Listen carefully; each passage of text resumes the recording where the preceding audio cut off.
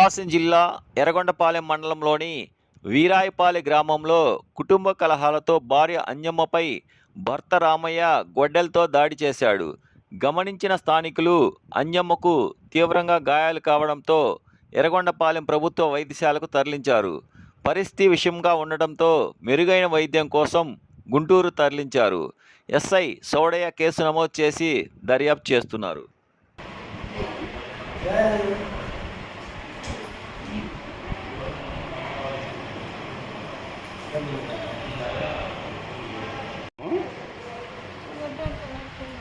ఎవరు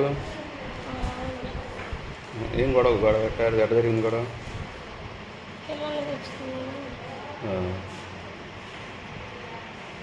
ఏం పేరు మీ పేరు? మీ ఆయన పేరు?